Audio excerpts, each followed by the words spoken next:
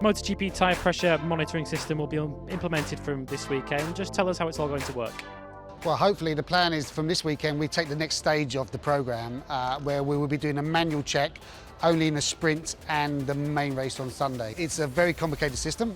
We have a unified software and sensor for the teams have to use. It's taken a little while to get that working correctly, and we are confident now for the sprint and the race that we can actually start doing what we call a manual check. In the future we will hopefully go automatic, and also automatic for qualifying and practice.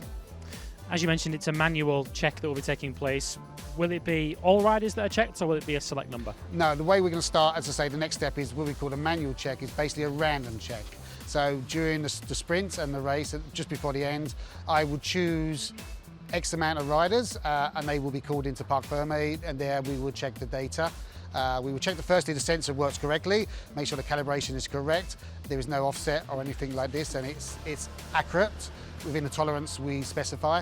And then we would download the data from Dawn the timekeeping, and we would check the tyre pressures. But it's a manual one, so it could be I could choose the top three, or I could choose second, fifth, eighth. It's my choice how many I check and who I check. What is the minimum pressure that the riders will be working towards this weekend, and how is that figure decided? That figure is decided by Michelin. Every event, Michelin will send out their weekly bulletin to the teams, explaining the allocation of tyres they would get, the specification, and also the minimum pressure they must run during the races. This minimum pressure, so it could change from one season to another season based on the results we get back from the analysis of the data and from the analysis from the race tyre. So the tyre has to work at the limit but be safe for the riders. What penalties are in place and the sliding scale you're adopting? Yes, basically, as you know, most technical infringements are automatic disqualification.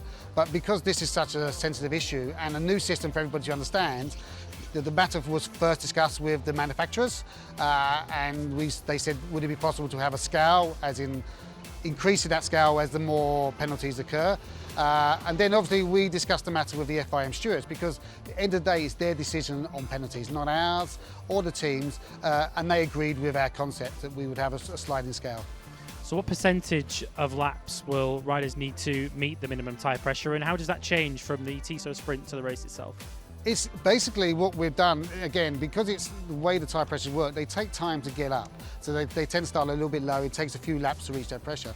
So what we decided, and this has been decided for quite a while now, and the teams understand this, so for any race that is over 15 laps, 50% of those laps must reach the average, the minimum tyre pressure that Michelin requires. So if there's a 20-lap race, 10 of those laps must average or exceed the minimum tyre pressure for those 10 laps. Now, if we go down to 15 laps or less, which would be the case for the sprint, which is only 10 laps, I believe here, we will say 30%. And then below 7 laps, it's only 1 lap where it has to reach that pressure. Okay, so just to make it easier for the teams, and this is all in agreement with Michelin, because at the end of the day, it's their tyres, it's their pressure, and it's all about safety.